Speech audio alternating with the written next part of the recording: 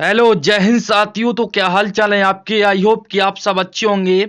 तो साथियों आज की इस क्लास में हम देखने वाले हैं यूपी पुलिस से साथियों स्टैटिक जीके के 50 ऐसे प्रश्न जो कि आपकी यूपी पुलिस परीक्षा के लिए काफ़ी ज़्यादा इंपॉर्टेंट होंगे। और साथियों हमारा स्टैटिक जीके का प्रैक्टिस सेट ये 33 होने वाला है। बाकी का प्रैक्टिस सेट आपको हमारे चैनल पर एक खाकी वर्दी नाम से साथियों आपको एक प्लेलिस्ट मिल जाएगी। उसके अंदर आपको सारे के सारे पार्ट्स देखने के लिए मिल जाएंगे। तो साथियों ये हमारा पार्ट 33 होने वाला है। बाकी के 32 पार्ट आपको उस वाली प्रैक्टिस यानी प्लेलिस्ट में मिल जाएंगे, जाके उसको जरूर देख लेना। उसमें सभी क्लास है इंपोर्टेंट और सिलेक्टेड लेवल की रखी हुई है। तो साथियों इस वाली क्लास में मैंने सभी क्वेश्चन अच्छे और सिलेक्टेड रखे हैं। अगर साथियों आप इस 50 क्वेश्चनों का मॉक टेस्ट लगाते हैं तो देखते हैं साथियों आपके कितने नंबर सही हो पाते हैं। अगर आपके साथियों 50 में से 40 नंबर सही हो रहे हैं ना, तो साथियों आपकी जो तैयारी थोड़ी अच्छी चल रही है, लेकिन आपको थोड़ी इंप्रूव करने की जरूरत है। तो चलिए साथियों आज की इस क्लास को स्टार्ट करने से पहले आप हमारे चैनल पर पहली बार आए हो तो चैनल को सब्सक्राइब करके वो वीडियो को लाइक जरूर कर देना और साथ में बेल नोटिफिकेशन को ऑल पे कर देना, ताकि नई वीडियो की नोटिफिकेशन आपको सबसे पहले मिल सके। और साथ ही आपको इस क्लास की पीडीएफ चाहिए तो आपको क्लास के तुरंत बाद आपको डिस्क्रिप्शन में मिल जाएगी, जाके वहां से डाउनलोड कर लेना। चलिए फर्स्ट क्वेश्चन आज की क्लास का, सर्वाधिक सोने के सिक्के किस काल में चलाई गई। सर्वाधिक सोने के सिक्के किस काल में चलाई गई। गुप्त काल में, कुषाण काल में, वर्धन काल में, मौर्य काल में। तो सही आंसर हो जाएगा इसका ऑप्शन है क्या, गुप्त काल में चलेगा साथियों। क्या गुप्त काल में साथियों सर्वाधिक सोने के सिक्के चलाए गए थे। कब से कब तक चलाए गए आपको ध्यान रखना है। चलिए इंपोर्टेंट पॉइंट देखते हैं आपका यहाँ पर। गुप्त काल बिल्कुल करेक्ट आंसर हो जाएगा। गुप्तकालीन स्वर्ण मुद्रा को दिनार कहा जाता था, आपको ध्यान रखना है साथियों। गुप्तकालीन स्वर्ण मुद्रा को दिनार कहा जाता था। क्या कहा जाता सर जी, दिनार कहा जाता था सर जी, आपको ध्यान रखना है। चलिए अगला क्वेश्चन देखते हैं। निम्न में से किस मुगल शासक ने न्याय की जंजीर लगवाई थी। वो बताइए साथियों, निम्न में से किस मुगल शासक ने न्याय की जंजीर लगवाई थी। अकबर ने, जहांगीर ने, शाहजहां ने, औरंगजेब ने। बताइए साथियों क्या होगा सही आंसर। साथियों आप 50 क्वेश्चनों का मॉक टेस्ट लगा रहे हैं ना साथियों, तो आपको क्वेश्चन पहले से ही आंसर नहीं बताऊंगा, आपको थोड़ी से आने 10 सेकंड रुक के आपको आंसर बताऊंगा क्वेश्चन पढ़ने के बाद। देखते साथियों आपका जो IQ कितना अच्छा है। तो चलिए साथियों, निम्न में से किस मुगल शासक ने न्याय की जंजीर लगवाई थी। आप अपना टाइम लगाइए, मैं अपना टाइम लगाता हूं। तो साथियों काफी देर हो चुकी है। ऑप्शन बी बिल्कुल करेक्ट आंसर हो जाएगा, जहांगीर। जहांगीर ने साथियों न्याय की जंजीर लगवाई थी। ऑप्शन बी बिल्कुल करेक्ट आंसर है। मुगल बादशाह जहांगीर द्वारा न्याय व्यवस्था पर विशेष ध्यान दिया गया था, जिसके लिए राज्य के किसी भी पीड़ित व्यक्ति को अपनी फरियाद बादशाह के पास जंजीर से घंटा बजाकर अर्ज करनी पड़ती थी। इसलिए साथियों उनके न्याय की जंजीर कहा जाता है। साथियों आप ऐसे समझ लो, अगर किसी भी शासक को या फिर किसी को भी मदद की जरूरत होती ना, तो इस शासक ने ना साथियों, इस शासक ने जहांगीर ने वहां पर एक घंटी लगवा देखी थी, घंटी लगवा देखी कि अभी किसी को कोई भी जरूरत पड़े, यानी किसी को कोई भी साथियों आपको न्याय चाहिए तो आप इस जंजीर पे घंटा मार दीजिए, तो हम आपका आपके जो है साथियों वो हमें पता चल जाएगा। इस तरीके से उन्होंने वो बनवाया था। अगला क्वेश्चन है, हर्षवर्धन ने राजकवि कौन थे। हर्षवर्धन के राजकवि कौन थे। बताइए साथियों क्या होगा सही आंसर। तो तीसरे का सी बिल्कुल करेक्ट आंसर हो जाएगा, बाण। साथियों बाण जो थे साथियों ये हर्षवर्धन के राजकवि थे, ध्यान रखना है साथियों। अगला क्वेश्चन देखते हैं, भारतीय राष्ट्रीय कांग्रेस के कहां पर आयोजित वार्षिक सत्र में पूर्ण स्वराज्य का संकल्प अपनाया गया था। बताइए साथियों, क्वेश्चन को हल करने के लिए 10 सेकंड का आपको टाइम दिया जाता है। चलिए साथियों आपका टाइम शुरू होता है। भारतीय राष्ट्रीय कांग्रेस के कहां पर आयोजित वार्षिक सत्र में पूर्ण स्वराज्य का संकल्प अपनाया गया था। मुंबई, लाहौर, कलकत्ता, मद्रास। तो करेक्ट आंसर हो जाएगा ऑप्शन बी लाहौर साथियों, लाहौर बिल्कुल करेक्ट आंसर है। अगला क्वेश्चन देखते हैं, 1857 का विद्रोह निम्नलिखित स्थानों पर हुआ था, उसका सही क्रम बताइए। कहां से स्टार्ट हुआ था और कहां पर खत्म हुआ था। वो बताइए साथियों, 1857 का विद्रोह निम्नलिखित स्थान पर कहां पर हुआ था, उनका सही क्रम बताइए साथियों कौन सा हो जाएगा। सबसे पहले आप ये देखिए आपका जो जो कहां से शुरू हुआ था, आप ये बताइए। पहले आप ये बताइए कहां से शुरू हुआ था, किस तरीके से आप इस क्रम को लगाएंगे साथियों। तो किस तरीके से लगाएंगे, तो लगाएंगे आप सर जी, आप लगाएंगे सर जी पहले 4 लगाएंगे। 4 नंबर पर क्या है बैरकपुर, फिर आपका आ जाएगा मेरठ 2 नंबर, फिर आपका 3 नंबर पर आ जाएगा दिल्ली, 3 नंबर पर आ जाएगा दिल्ली, फिर उसके बाद आ जाएगा झांसी। इस तरीके से कोड कौन से ऑप्शन में दिया गया है 42, वो 42 सॉरी वो यहाँ पर साथियों गलती हो गई, यहाँ पर साथियों आपका एक आएगा, एक यहाँ पर, यानी कि आपका आएगा 4 2 3 1, यानी 42 31 कौन से ऑप्शन है, ऑप्शन डी में, ऑप्शन डी में बिल्कुल करेक्ट आंसर है, यानी कि बैरकपुर, बैरकपुर, मेरठ, मेरठ, दिल्ली और झांसी, यानी कि 4 2 3 1, 4 2 3 1 साथियों आपका बिल्कुल सही क्रम हो जाएगा 4 2 3 1। चलिए अगला क्वेश्चन देखते हैं। दोहाबली, कवितावली, विनय पत्रिका जैसी भक्ति रचनाएं किस संत की हैं बताइए साथियों।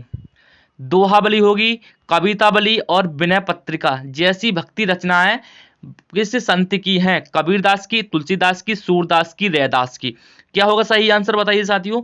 तो छठा प्रश्न आपकी स्क्रीन पर है, 10 सेकंड का टाइम आपको क्वेश्चन को हल करने के लिए दिया जाता है। हमेशा की तरह इस क्वेश्चन को भी हल कीजिए, क्या होगा इसका सही आंसर। छठा प्रश्न आपकी स्क्रीन पर आ चुका है, बताइए साथियों सही आंसर क्या होगा। तो साथियों चलिए हम बता देते हैं, आपका ऑप्शन बी बिल्कुल करेक्ट आंसर है, तुलसीदास की। क्या तुलसीदास बिल्कुल करेक्ट आंसर हो जाएगा इसका, 6 का बी बिल्कुल करेक्ट आंसर है, तुलसीदास आपको ध्यान रखना है।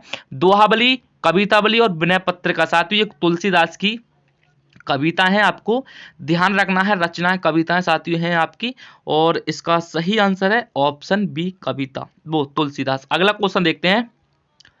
अद्वैतवाद मत का प्रवर्तन किसने किया था? 10 सेकंड का टाइम आपको क्वेश्चन को हल करने के लिए, बताइए क्या होगा सही आंसर।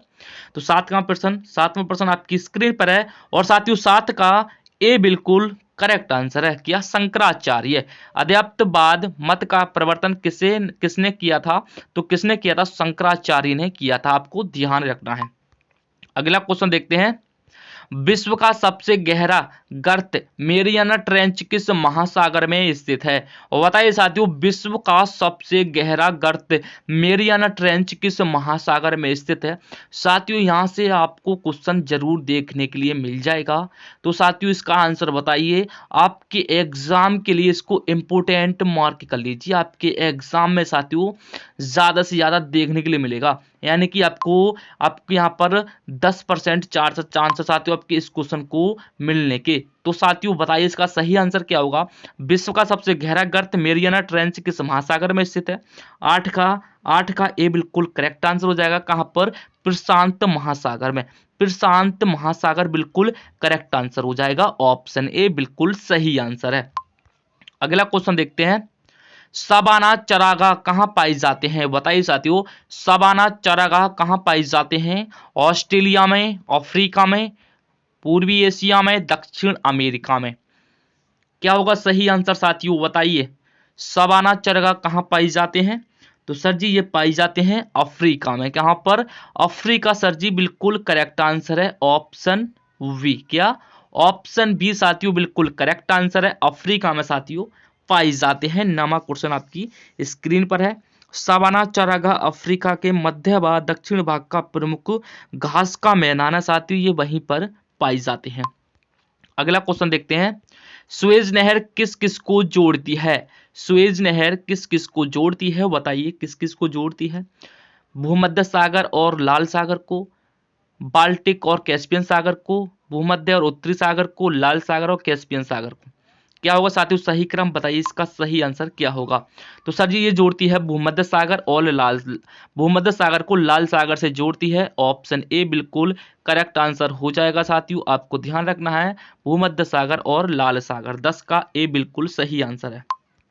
अगला क्वेश्चन देखते हैं। राष्ट्रीय कृषि विपणन केंद्र स्थित है? बताइए साथियों राष्ट्रीय कृषि विपणन केंद्र स्थित है जयपुर में, नई दिल्ली में, नागपुर में, हैदराबाद में। तो 11वां प्रश्न आपकी स्क्रीन पर है साथियों, बताइए कहीं सही आंसर क्या होगा। तो 11 का ए बिल्कुल करेक्ट आंसर है, 11 का ए बिल्कुल करेक्ट आंसर है, 11 का ए बिल्कुल करेक्ट आंसर क्या हो जाएगा जयपुर में।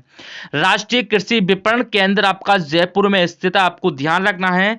11वां प्रश्न आपकी स्क्रीन पर आ चुका है साथियों। चलिए अगला क्वेश्चन आपका 12वां आ चुका है। विजय केलकर समिति की रिपोर्ट संबंधित थी, बताइए साथियों विजय केलकर समिति की रिपोर्ट संबंधित थी व्यापार सुधारों से, केंद्र राज्य वित्तीय संबंधों से, सार्वजनिक क्षेत्र के उद्यमों के विनिवेश में से, या फिर डी कर सुधारों से। किससे संबंधित थी साथियों? विजय केलकर समिति किससे संबंधित थी साथियों? 12वां प्रश्न आपके एग्जाम के लिए काफी ज्यादा इंपोर्टेंट रहने वाला है। तो 12वें का साथियों बताइए क्या होगा सही आंसर? तो डी बिल्कुल करेक्ट आंसर हो जाएगा, कर सुधार से। क्या? कर सुधारों से साथियों विजय केलकर समिति रिपोर्ट संबंधित थी। आपको ऑप्शन डी बिल्कुल सही लगाना है। अगला क्वेश्चन आपका मिश्रित अर्थव्यवस्था का आशय है, बताइए साथियों किससे है? ग्रामीण तथा शहरी दोनों क्षेत्रों का अस्तित्व, निजी और सार्वजनिक दोनों क्षेत्रों का अस्तित्व, बाहरी और छोटे दोनों उद्योगों का अस्तित्व, या फिर डी विकसित और अल्प विकसित दोनों क्षेत्रों का अस्तित्व। क्या होगा सही आंसर बताइए साथियों? चारों विकल्प मैंने आपको बता दिए। तो साथियों 13वें का क्या हो जाएगा? निजी और सार्वजनिक दोनों का अस्तित्व करना साथियों मिश्रित अर्थव्यवस्था का आशय हो जाएगा। Option B is the correct answer. Option B is the correct answer. अगला क्वेश्चन देखते हैं। कोई व्यक्ति राष्ट्रपति पद के लिए अधिकतम कितनी बार निर्वाचित हो सकता है? बताइए साथियों अगर आपको राष्ट्रपति पद पर जाना है तो साथियों आपको कितनी बार निर्वाचित होना पड़ेगा? 1 बार, 2 बार, 3 बार। क्या होगा सही आंसर साथियों? 14वां प्रश्न बिल्कुल करेक्ट आंसर बताइए क्या होगा? तो क्या होगा? कोई सीमा नहीं। क्या? आप इसमें से चूक मत जाना लाडले, लाडले चूक मत जाना। यहाँ पर का कितनी बार लिखा है ना, तो यहाँ से आप चूक मत जाना। यहाँ पर आप किसी भी कितनी भी बार प्रयास कर सकते हैं। जिस तरीके से आपको बताता हूँ, आप राजनीति पर पन ले जाना। जिस तरीके से आपके ये साथियों ग्राम पंचायत के होते हैं इलेक्शन प्रधान वाले, जिस तरीके से आपके ग्राम पंचायत वाले प्रधान वाले होते हैं, उसकी कोई सीमा नहीं होती है। एक बंदा कितनी बार लड़ सकता है इलेक्शन, इससे कोई मतलब नहीं होता है। उसी तरीके से आप यहाँ पर भी देख सकते हैं, कोई सीमा नहीं हो सकती। अगला क्वेश्चन देखते हैं। भारत में सर्वप्रथम 2 अक्टूबर 1959 में पंचायती राज व्यवस्था का शुभारंभ कहां से किया गया? बताइए साथियों 2 अक्टूबर 1959 में आपकी पंचायती राज्य व्यवस्था का शुभारंभ कहां से किया गया था? बताइए साथियों कहां पर किया गया था? राजमुंद्री आंध्र प्रदेश से, सीतामढ़ी बिहार से, फैजाबाद उत्तर प्रदेश के, नागौर राजस्थान। कहां से शुरू हुआ था साथियों पंचायती राज्य व्यवस्था? कहां से स्टार्ट हुई थी आपकी? तो 15वां क्वेश्चन आपकी स्क्रीन पर है और 15 का डी बिल्कुल करेक्ट आंसर है। क्या?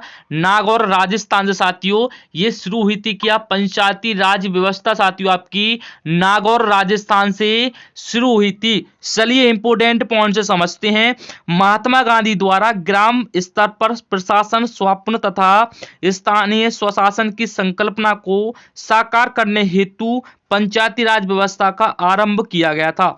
उनका जन्म दिवस 2 अक्टूबर 1959 को होता है। 1959 को उनका जन्म दिवस होता है, आपको ध्यान रखना है।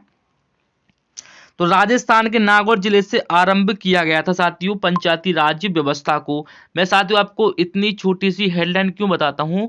क्योंकि साथियों आपको याद करने में थोड़ी बहुत आसानी हो जाए, यानी कि आपको हाल ख्याल आसानी हो जाए याद करने में। चलिए अगला क्वेश्चन देखते हैं। राज्यों में राज्यपाल की नियुक्ति कौन करता है? राज्यों में राज्यपाल की नियुक्ति कौन करता है? कौन करता है साथियों? कौन करता है साथियों बताइए क्या है सही आंसर? तो सर जी राष्ट्रपति करता है। क्या? राष्ट्रपति करता है, बिल्कुल करेक्ट आंसर है। राष्ट्रपति बिल्कुल करेक्ट आंसर है। अगला क्वेश्चन देखते हैं। संपत्ति के अधिकार को किस संविधान संशोधन के द्वारा मूल अधिकार से हटा दिया गया? 42वें संशोधन से, 43वें संशोधन, 44वें या फिर 46वें? क्या होगा सही आंसर? 17 का। 17 का क्या होगा सही आंसर? सर जी 44वें संशोधन के तहत संपत्ति के अधिकार को संविधान संशोधन के द्वारा मूल अधिकार से हटा दिया गया था। किसमें? 44वें संशोधन में। अगला क्वेश्चन आपका भारतीय संविधान की 3री अनुसूची का संबंध किससे है? बताइए साथियों भारतीय संविधान में जो 3री अनुसूची है उसका संबंध किससे हो जाएगा? वो बताइए किससे हो जाएगा सर जी? शपथ एवं प्रतिज्ञान से। ऑप्शन बी बिल्कुल करेक्ट आंसर है। अगला क्वेश्चन देखते हैं। डीएनए का प्रमुख कार्य क्या है? डीएनए होता है ना साथियों आपका डीएनए। डीएनए का प्रमुख कार्य क्या होता है बताइए साथियों? डीएनए का प्रमुख कार्य तो क्या होगा सही आंसर? तो सर जी ये करता है अनुवांशिक क्रियाओं का संचालन, यानी कि अनुवांशिक क्रियाओं का संचालन करना डीएनए का प्रमुख कार्य होता है। अब मैं आपको इसके बारे में ज्यादा नहीं बता सकता। अगला क्वेश्चन देखते हैं। निकट दृष्टि दोष से पीड़ित व्यक्ति के चश्मे में प्रयोग किया जाता है। निकट दृष्टि दोष से पीड़ित व्यक्ति के चश्मे में प्रयोग किया जाता है। उत्तल लेंस, अवतल लेंस, बताइए साथियों, या फिर बेलनाकार लेंस। आपका उत्तर लेंस, उत्तर दर्पण है साथियों। मैंने सोचा कि दो बार आपका विकल्प रिपीट हो गया। नहीं साथियों, आपका उत्तर लेंस, अवतल लेंस, उत्तल दर्पण या फिर डी बेलनाकार लेंस। निकट दृष्टि दोष पूछा है साथियों आपसे, निकट दृष्टि दोष पूछा है तो कौन सा लेंस प्रयोग होगा सर जी? तो सर जी इसमें अवतल लेंस होगा। क्या? अवतल लेंस होगा। अवतल लेंस होता। अगर यहाँ पर आपका दूरदृष्टि होता, अगर आपका मान लो आपका यहाँ पर दूरदृष्टि होता तो कौन सा लेंस प्रयोग होता? तो सर जी उत्तल लेंस का प्रयोग होता। आप इन दोनों लेंस को याद कर लो साथियों, काफी ज्यादा इजी है। निकट दृष्टि के लिए आपका अवतल लेंस हो जाएगा, दूरदृष्टि के लिए आपका उत्तल लेंस हो जाएगा। अगला क्वेश्चन देखते हैं। डायनमो ऊर्जा का रूपांतरण करता है किस विधि से? किस विधि से करता है साथियों? विद्युत ऊर्जा का यांत्रिक ऊर्जा में, यांत्रिक ऊर्जा को विद्युत ऊर्जा में, ऊष्मा से यांत्रिक ऊर्जा में, रासायनिक ऊर्जा से विद्युत ऊर्जा में। किस तरीके से डायनमो अपना ऊर्जा का रूपांतरण करता है ये पूछा है आपसे सिंपल। तो 21 का क्या होगा सही आंसर? 21 का sir ji B right answer हो जाएगा। क्या? यांत्रिक ऊर्जा को विद्युत ऊर्जा में परिवर्तित करना डायनमो का कार्य होता है। अगला क्वेश्चन देखते हैं। 2011 जनगणना के अस्तित्व आंकड़ों के अनुसार निम्नलिखित में से उत्तर प्रदेश के किस जिले में सबसे कम महिला साक्षरता है? 2011 की जनगणना के हिसाब से साथियों आपको बताना है क्या होगा सही आंसर। क्या होगा साथियों सही आंसर बताइए। आपसे पूछा है महिलाओं का साक्षरता दर 2011 में पूछा है उत्तर प्रदेश से, यानी कि यूपी में 2011 में जो महिलाओं का साक्षरता दर था वो कितना था? 22% स्क्रीन पर है। कितना था साथियों? रामपुर में साथियों महिलाओं का साक्षरता दर सबसे कम था। रामपुर आपको ध्यान रखना है। 22 का डी बिल्कुल करेक्ट आंसर है। अगला क्वेश्चन देखते हैं। भातखंडे संगीत संस्थान लखनऊ डीम्ड विश्वविद्यालय बना कब बना? 1998, 2000 में, 2001 में, 3 में, 4 में। कब बना साथियों? तो 23 का क्या होगा? बी बिल्कुल करेक्ट आंसर हो जाएगा सर जी। 2001 में बना। क्या? 2001 बिल्कुल करेक्ट आंसर ऑप्शन बी में दिया गया है। अगला क्वेश्चन देखते हैं। उत्तर प्रदेश में नगर पालिका के गठन हेतु किसी नगर की जनसंख्या कम से कम कितनी होनी चाहिए? उत्तर प्रदेश में नगर पालिका के गठन हेतु अगर आपकी सातु नगर पालिका बनता है तो वहां पर आपका नगर की जनसंख्या कम से कम कितनी होनी चाहिए नगर पालिका बनने के लिए? 10,000, 20,000, 50,000, 1,00,000। 24 में प्रश्न आपकी स्क्रीन पर है। तो क्या होगा सर जी? उस क्षेत्र की एरिया की जनसंख्या होनी चाहिए वो आपकी 1,00,000 होनी चाहिए, तभी आपका जो होता है नगर पालिका का गठन होता है। अगला क्वेश्चन देखते हैं। मोतीलाल नेहरू बाल संग्रहालय निम्नलिखित में से कहां स्थित है? मोतीलाल नेहरू बाल संग्रहालय निम्नलिखित में से कहां स्थित है? इलाहाबाद, गोरखपुर, झांसी, लखनऊ। 25वां क्वेश्चन आपकी स्क्रीन पर है और डी बिल्कुल करेक्ट आंसर है। क्या? डी बिल्कुल करेक्ट आंसर है लखनऊ। क्या? लखनऊ बिल्कुल करेक्ट आंसर है। लखनऊ को नवाबों का शहर भी कहा जाता है और बागों का शहर भी कहा जाता है। क्या? बागों का शहर भी आपको लखनऊ को कहा जाता है और आपका नवाबों का शहर भी लखनऊ को कहा जाता है। तो मोतीलाल नेहरू की बात हुई है क्वेश्चन में, तो यहां पर भी लखनऊ हो जाएगा। क्या? लखनऊ बिल्कुल करेक्ट आंसर हो जाएगा। मोतीलाल नेहरू बाल संग्रहालय साथियों आपका लखनऊ में स्थित है। अगला क्वेश्चन देखते हैं। चरकुला प्रमुख लोक नृत्य है। चरकुला प्रमुख लोक नृत्य है बुंदेलखंड का, ब्रजभूमि का, अवध का, इनमें से कोई नहीं। तो 26 का क्या होगा सही आंसर सर जी? 26 का होगा ब्रजभूमि। ब्रजभूमि साथियों, ब्रजभूमि का ये प्रमुख लोक नृत्य है चरकुला। चरकुला की बात करें तो साथियों ये ब्रजभूमि में काफी ज्यादा फेमस है। अगला क्वेश्चन देखते हैं। निम्नलिखित में से कौन उत्तर प्रदेश में बौद्ध परिपथ का हिस्सा नहीं है? परिपथ का हिस्सा नहीं है, कौन सा नहीं है? कपिलवस्तु, कुशीनगर, संकिसा या फिर डी श्रावस्ती। 27वां क्वेश्चन है। तो इसका सही आंसर हो जाएगा संकिसा साथियों। संकिसा साथियों आपके बौद्ध परिपथ से संबंधित नहीं है, बाकी कपिल वस्तु भी आपकी बौद्ध धर्म से संबंधित है, कुशीनगर भी और श्रावस्ती। लेकिन आपके से पूछा क्या है, यहाँ पर आप क्वेश्चन को ध्यान से पढ़ते साथियों आप आसानी से आंसर लगा सकते थे। यहाँ पर पूछा है निम्नलिखित में से कौन उत्तर प्रदेश में बौद्ध परिपथ का हिस्सा नहीं है। अब यहाँ पर बौद्ध परिपथ की हिस्सा की बात होगी, यहाँ पर बौद्ध परिपथ की बात हुई है। तो सर जी आपको पता नहीं है, कपिल वस्तु बौद्ध धर्म से संबंधित है, कुशीनगर भी आपकी हो जाएगी, श्रावस्ती भी हो जाएगी, लेकिन संकिसा नहीं है। ये संकिसा बौद्ध परिपथ से नहीं है, आपको ध्यान रखना है। तो ये संबंधित किससे है साथियों, ये संबंधित किससे है, किससे संबंधित है साथियों, ये बताइए किससे संबंधित है। अगला क्वेश्चन देखते हैं।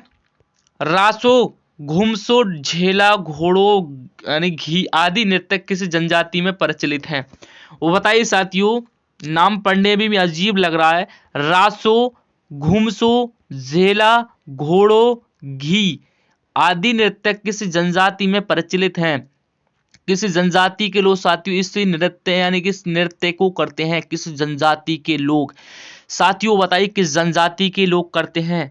तो करते हैं साथियों ये जौनसारी। जौनसारी साथियों काफी ज्यादा पूछी जाती है एग्जाम में। जौनसारी जो जनजाति है साथियों इसके बारे में काफी ज्यादा पूछा जाता है, इसलिए साथियों मैं आपके 1 से 2 क्वेश्चन हर प्रैक्टिस सेट में इससे रिलेटेड डालता रहता हूं। अगर कल वाले प्रैक्टिस सेट में आपने देखा नहीं होगा, उसमें भी साथियों आपका जौनसारी से ही कुछ जनजातियों की वो बात पड़ी हुई थी, उसमें नृत्य वगैरह ही पड़े थे।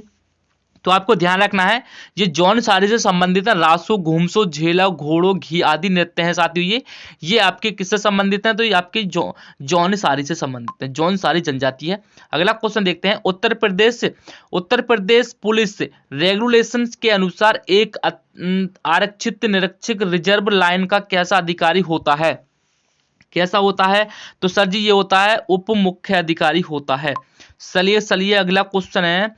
कानून तथा शांति व्यवस्था के लिए कौन उत्तरदायी है, व्यवस्था के लिए कौन उत्तरदायी है, कौन हो जाएगा सर जी। तो कौन हो जाएगा, पुलिस हो जाएगी। क्या पुलिस हो जाएगी सर जी, पुलिस बिल्कुल करेक्ट आंसर है।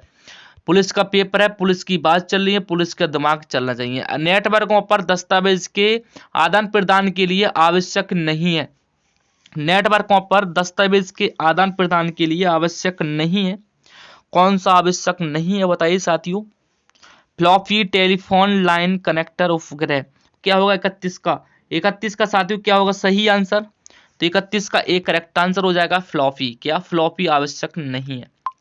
अगला क्वेश्चन देखते हैं। भारत का कौन सा राज्य संसाधन के उचित प्रबंधन के लिए जल बजट को अपनाने वाला पहला राज्य बन गया है। कौन बना है साथियों बताइए। तमिलनाडु, बिहार, कर्नाटक, केरल। साथियों ये आपका करंट अफेयर्स का क्वेश्चन है, काफी ज्यादा इंपोर्टेंट रहने वाला है साथियों। ये नहीं कि मैं क्वेश्चन अपनी तरफ से लेकर आता हूं बना के, नहीं साथियों जो पूरे बुक के आपको एक प्रैक्टिस सेट करवा रहा हूं। प्रैक्टिस सेट करवाने के बाद मैं बताऊंगा मैंने किस बुक की आपको प्रैक्टिस सेट करवाई है साथियों, किस बुक की मैंने आपको प्रैक्टिस सेट पढ़वाए हैं साथियों। सभी ना जितने भी प्रैक्टिस है ना सभी इंपोर्टेंट है। मैं भी साथियों बताइए साथियों इसका सही आंसर क्या होगा। भारत का कौन सा राज्य संसाधन के उचित प्रबंधन के लिए जल बजट को अपनाने वाला पहला राज्य बन गया है। कौन बना है साथियों, कौन बना है। तो सर जी ये हो जाएगा केरल। क्या केरल बना है, केरल बिल्कुल करेक्ट आंसर है ऑप्शन डी में केरल। अगला क्वेश्चन देखते हैं। साइबर क्राइम में निम्न में से क्या शामिल है, बताइए साथियों निम्न में से क्या शामिल है। साइबर क्राइम में, साइबर क्राइम में क्या क्या शामिल है बताइए। तो आपका क्या शामिल है, कंप्यूटर और नेटवर्क साथियों साइबर क्राइम में शामिल है। चलिए अगला क्वेश्चन देखते हैं। बताइए साथियों इसका सही आंसर क्या है। मैंने आपसे पहले ही पूछ लिया क्या है इसका सही आंसर। विश्व एड्स दिवस कब मनाया जाता है साथियों। इस क्वेश्चन का आंसर आप HW ले लीजिए। क्या इस क्वेश्चन का आंसर आप HW ले लीजिए और देखते हैं साथियों इस क्वेश्चन का आंसर आप कितने सही कर पाते हैं। मुझे भरोसा नहीं साथियों आप नहीं भी लिखेंगे और स्किप मारकर चले भी जाएंगे, लेकिन फिर भी मैं आपको विश्व एड्स दिवस कब मनाया जाता है। तो ये मनाया जाता है सर जी आपका 1 दिसंबर को। क्या 1 दिसंबर को आपका विश्व एड्स दिवस मनाया जाता है। ऑप्शन सी बिल्कुल करेक्ट आंसर हो जाना चाहिए, ऑप्शन सी। अगला क्वेश्चन देखते हैं। The new wealth of Nations के लेखक कौन है? The new wealth of Nations के लेखक पूछा है, कौन हो जाएंगे? कौन हो जाएंगे सर जी? तो कौन हो जाएंगे? सुरजीत एस भल्ला। क्या? सुरजीत एस भल्ला बिल्कुल करेक्ट आंसर है 35 का ए। अगला क्वेश्चन देखते हैं। मोबाइल एप्लीकेशन जीएस निर्णय किस मंत्रालय द्वारा लॉन्च किया गया है? बताइए साथियों, जीएस से यानी कि मोबाइल एप्लीकेशन जीएस निर्णय किस मंत्रालय द्वारा लॉन्च किया गया है? किसके द्वारा लॉन्च किया गया है साथियों? तो ये हो जाएगी, क्या हो जाएगा? ग्रामीण विकास और पंचायती राज मंत्रालय के द्वारा साथियों जीएस निर्णय को लॉन्च किया गया है। ऑप्शन सी बिल्कुल करेक्ट आंसर है। अगला क्वेश्चन देखते हैं। थर्मामीटर की खोज किसने की थी? थर्मामीटर की खोज किसने की थी? किसने की थी साथियों? ये तो आपको पता है ना, 2 बार क्वेश्चन को करा चुका हूं, लेकिन आपके समझ में नहीं आ रहा है, नहीं आ रहा है। ऑप्शन ए बिल्कुल करेक्ट आंसर है। गैलीलियो ने साथियों आपकी थर्मामीटर की खोज की थी। अगला क्वेश्चन आपका, भारतीय सर्वेक्षण विभाग कहाँ स्थित है? भारतीय सर्वेक्षण विभाग कहाँ स्थित है? कहां पर हो जाएगा? तो ये हो जाएगा सर जी देहरादून में स्थित है। क्या? देहरादून। ऑप्शन ए बिल्कुल करेक्ट आंसर है। चलिए अगला क्वेश्चन आपका, देश के सबसे लंबे समुद्री पुल का क्या नाम है और किस जगह स्थित है, जिसका उद्घाटन पीएम मोदी ने किया? वो बताइए साथियों, क्या नाम है इसका और किस जगह पर स्थित है? बताइए क्या होगा सही आंसर? तो सर जी सही आंसर है इसका, इस पुल का नाम है अटल बिहारी वाजपेयी सेबरी नभा सेवा अटल सेतु, मुंबई में स्थित है साथियों। ये इस पुल का नाम है। ऑप्शन बी आपको बिल्कुल करेक्ट आंसर लगा लेना चाहिए। अगला क्वेश्चन देखते हैं। संघीय संसद की संयुक्त बैठक किस लिए बुलाई जा सकती है? बताइए साथियों, संघीय संसद की संयुक्त बैठक किस लिए बुलाई जा सकती है?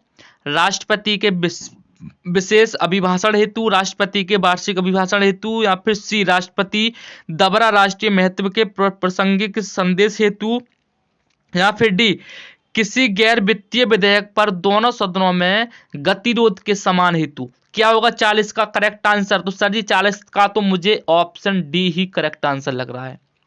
आपका पता नहीं कौन सा लगाए पड़े हो आप। ऑप्शन डी है साथियों इसका सही आंसर।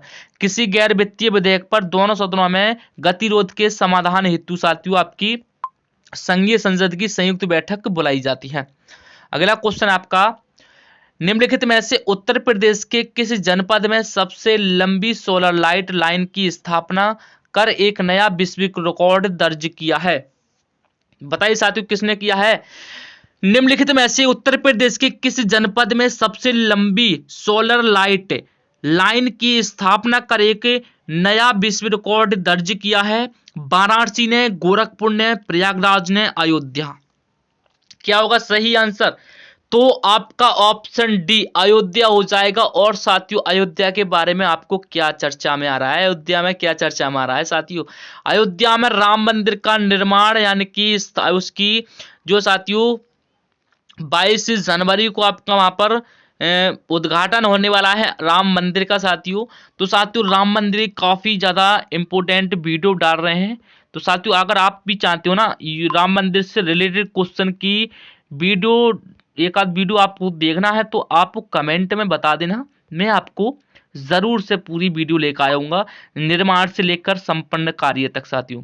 अगला क्वेश्चन आपका, हाल ही में भारत और जापान के तटरक्षकों के संयुक्त अभ्यास सहयोग काइजिन का आयोजन कहाँ किया गया है? चेन्नई, कोच्चि, पांडुचेरी, मुंबई। तो सर जी चेन्नई में किया गया है। चेन्नई हमारे एकदम बिल्कुल, जो भी आंसर आपको पता होगा ना सर जी आप उसको चुटकियों में लगा सकते हैं कि इसका आंसर आपने चुटकियों में लगा दिया चेन्नई। क्या? चेन्नई बिल्कुल करेक्ट आंसर हो जाएगा। अगले क्वेश्चन की बात करें, हाल ही में टी20 अंतरराष्ट्रीय क्रिकेट में 150 विकेट लेने वाला पहला गेंदबाज कौन बना है? तो सर जी ये भी आपको पता है कौन, आप मैच देखते हो, टीम साउदी। क्या? टीम साउदी साथियों बिल्कुल करेक्ट आंसर है ऑप्शन सी, टीम साउदी।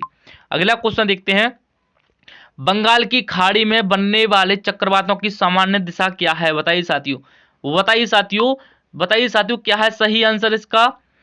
जो बंगाल की खाड़ी में बनने वाले चक्रवातों की सामान्य दिशा क्या है? तो सर जी पूरब से पश्चिम बनते हैं, पूरब से पश्चिम दिशा है इनकी, आपको ध्यान रखना है। ऑप्शन बी, अगला क्वेश्चन देखें, कवक के अध्ययन को के नाम से जाना जाता है। कवक, जिसका साथियों आप कवक का अध्ययन करते हैं तो उसको किस नाम से जाना जाता है? तो उनको जाना जाता है माइकोलॉजी। क्या? माइकोलॉजी जाना जाता है। ऑप्शन सी 45 का सी, माइकोलॉजी। नेफ्रोलॉजी में आप क्या जानते हैं सर जी? नेफ्रोलॉजी में आप क्या जानते हैं? नेफ्रोलॉजी में बताना कमेंट करके। हाल ही में भारतीय नौसेना ने किस देश में आयोजित अभ्यास सी ड्रैगन 24 में भागीदारी की है? बताइए साथियों, किस देश में आयोजित अभ्यास सी ड्रैगन 24 में भागीदारी की है? फ्रांस ने, यूएसए ने, यूएई ने, ब्रिटेन ने। तो सर जी यूएसए ने की है। यूएसए ऑप्शन बी में आपको दिया गया है, बिल्कुल करेक्ट आंसर है 46 का बी। चलिए अगला क्वेश्चन देखते हैं, कथक किस राज्य का शास्त्रीय नृत्य है? कथक किस राज्य का शास्त्रीय नृत्य है? यूपी, राजस्थान, मध्य प्रदेश, उड़ीसा। देखते हैं साथियों इसका सही आंसर क्या लगाते हैं। देखते हैं साथियों आप इसका सही आंसर क्या लगाते हैं। देखते हैं साथियों इसका आप सही आंसर क्या लगाते हैं। कथक किस राज्य का शास्त्रीय लोक नृत्य है? तो सर जी ये यूपी का है। क्या? यूपी बिल्कुल करेक्ट आंसर, यानी कि उत्तर प्रदेश से। चलिए अगला क्वेश्चन आपका, हाल ही में ताइवान में राष्ट्रपति पद का चुनाव किसने जीता है? ताइवान की बात हुई। ताइवान में साथियों जो चुनाव हुआ है हाल ही में, ताइवान में जो चुनाव हुआ है हाल ही में साथियों, वो किसने जीता है? तो लाई चिंगते ने साथियों ये राष्ट्रपति पद जीता है साथियों। ऑप्शन बी, क्या? लाई चिंगते। आपको ध्यान रखना है। अगला क्वेश्चन है, हाल ही में लैंड एक्सचेंज श्रेणी में तेंजिंग नार्गो राष्ट्रीय साहित्य पुरस्कार 2022 से किसे सम्मानित किया गया है? तो आपका हो जाएगा सविता कंसवाल। ऑप्शन ए बिल्कुल करेक्ट आंसर है। अगले क्वेश्चन की बात करें साथियों, हाल ही में फसल कटाई त्योहार लोहड़ी का आयोजन कहाँ हुआ है? वो बताइए साथियों, जो लोहड़ी का जो पर्व है साथियों अभी हाल ही में कहां पर मनाया गया है? वो बताइए क्या होगा साथियों सही आंसर इसका। एक बार से सभी भाई लोग इसका करेक्ट आंसर लिखेंगे। क्या होगा साथियों सही आंसर? बताइए क्या है साथियों सही आंसर। हाल ही में फसल कटाई लोहड़ी की बात हुई है। लोहड़ी का त्योहार कहां पर आयोजन हुआ है? तो सर जी ये पंजाब हो जाएगा। क्या? पंजाब बिल्कुल करेक्ट आंसर है, ऑप्शन ए में आपका।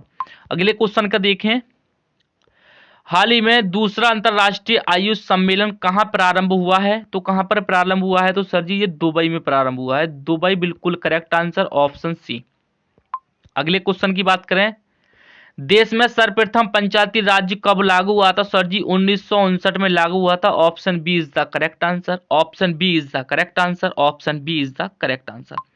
अगला क्वेश्चन देखें, मेजर ध्यानचंद खेल रत्न अवार्ड 2023 के विजेता कौन है? तो ऑप्शन डी हो जाएगा। ए और बी आपके दोनों हो जाएंगे। ए और बी में कौन कौन से ऑप्शन है देख लेते हैं एक बार। चिराग चंद्रशेखर शेट्टी को साथियों और सात्विक साईराज रंकी रेड्डी को इन्हें हाल ही में साथियों मेजर ध्यानचंद 2023 पुरस्कार से सम्मानित किया गया है, इसलिए राइट आंसर ऑप्शन डी हो जाएगा। आपको नाम थोड़ी अलग अलग सुनने बताना पड़ेगा साथियों, एक बारी में सुन लीजिए ना, एक बारी में आपको समझ में आ जाएगा। ए और बी दोनों है, चिराग शेट्टी और आपका सात्विक साईराज। अगर आपको इन दोनों में से कोई सा भी आपको ऑप्शन में नाम देखने को मिल जाए तो सिंपल आपको आंखें मीच के टिक लगा देना है। अगला क्वेश्चन देखते हैं, गुजरात में नुसरत खान ने मलिक काफूर को कितने दिनार में खरीदा था? कितने दिनार में खरीदा था साथियों? तो 1000 दिनार। ऑप्शन बी बिल्कुल करेक्ट आंसर, 1000 दिनार में खरीदा था। चलिए साथियों आज का क्लास का लास्ट क्वेश्चन, राज्यसभा के 1/3 सदस्य प्रत्येक कितने वर्ष के पश्चात सेवानिवृत्त होते हैं तथा नए 1/3 सदस्य उनका स्थान लेते हैं? कितने वर्ष के बाद? तो सर जी 2 वर्ष के बाद। मैंने आपको बिल्कुल अच्छी तरीके से साथियों बता दिया है कि आपको किस तरीके से पेपर को हल करना है, यानी कि किस तरीके से आपको मॉक टेस्ट लगाना है। साथियों आपने इस क्लास में 50 क्वेश्चनों का, यानी कि 50 से मैंने 50 किए ना शुरू में, लेकिन इसमें 55 क्वेश्चन थे साथियों। आपके 55 क्वेश्चन थे, 55 में से आपने कितने क्वेश्चन बिल्कुल ठीक किए हैं साथियों, एक बार से कमेंट में इसका आंसर जरूर लिखना। और साथियों आज की क्लास आपको कैसी लगी इसका भी फीडबैक जरूर देना। क्लास कैसी लगी फीडबैक जरूर देना। और साथियों इस क्लास की आपको पीडीएफ चाहिए ना, पीडीएफ चाहिए तो आपको लिंक डिस्क्रिप्शन में दी गई है, वहां से जाके डाउनलोड कर लीजिए, बिल्कुल फ्री और बिल्कुल सही है साथियों। एक बार से साथियों इस पीडीएफ को दोबारा से रिवाइज कर लेना ताकि साथियों आपको आगे तक काम दे। चलिए साथियों तो आपने हमारी साथियों अभी तक खाकी वर्दी जो प्लेलिस्ट है साथियों, आपने अभी तक वो नहीं देखी साथियों, उसको जाके देखो। काफी ज्यादा इंपॉर्टेंट क्लास है उसके अंदर साथियों। आपको उसमें 33 पार्ट देखने के लिए मिल जाएंगे, जीके जीएस स्टैटिक जीके से साथियों। तो लगा सकते हो आप 50-50 क्वेश्चनों का एक प्रैक्टिस सेट है जीके जीएस का। तो आप लगा सकते हो साथियों कि उसमें कितने सारे क्वेश्चन होंगे और साथियों आपकी जो तैयारी है वो कितनी ज्यादा इंप्रूव हो जाएगी। तो साथियों उसको भी जाके जरूर देख लेना। और साथियों जितने भी प्रैक्टिस सेट है ये आपको मैं बुक से दे रहा हूँ। सीक्रेट प्रैक्टिस सेट जो है साथियों, मुझ पर एक बुक है, मैं उस बुक में से साथियों ये आपके प्रैक्टिस सेट दे रहा हूँ। ये कोई नहीं है कि मैं अपनी तरफ से क्वेश्चन बना के लिख रहा हूँ कि यहाँ से उठा लिए वहां से, नहीं साथियों, प्रैक्टिस बाय प्रैक्टिस में आपको यहाँ पर सॉल्यूशन करवाते जा रहा हूँ। प्रैक्टिस सेट है मुझ पे। तो साथ में उसी प्रैक्टिस सेट से कई प्रैक्टिस सेट ने, एक नहीं कई सारे प्रैक्टिस सेट है, उन सभी प्रैक्टिसों के साथ आपकी जो तैयारी को करवा रहा हूँ। साथियों सभी इंपॉर्टेंट क्वेश्चन है और सभी अच्छे लेवल के हैं। लेकिन साथियों आपको क्लास जरूर देखना है। हर दिन आपको शाम को 7 बजे मिलेगी जीके जीएस की, सुबह और दोपहर में 1 बजे मिलेगी जीके जीएस की। और साथियों सुबह में अब से आपको करंट अफेयर्स की क्लास जरूर देखने को मिलेगी। अब से आपको करंट अफेयर्स की क्लास जरूर देखने को मिलेगी। और साथियों आपको इस बार साथियों आपके बदन पर वर्दी देखनी है। क्या इस बार आपके बदन पर वर्दी देखनी है साथियों? सिपाही बनना है ना? तो साथियों आपको ना तैयारी को ना खूब भयंकर कर देना है कि साथियों वर्दी भी घबराए आपकी तैयारी को देखकर। क्या वर्दी भी घबराए आपकी तैयारी को देखकर। तो चलिए साथियों आज की इस क्लास को यहीं पर एंड करते हैं और मिलते हैं किसी अगली क्लास के साथ। जब तक के लिए अपना ख्याल रखिए। जय हिंद, वंदे मातरम।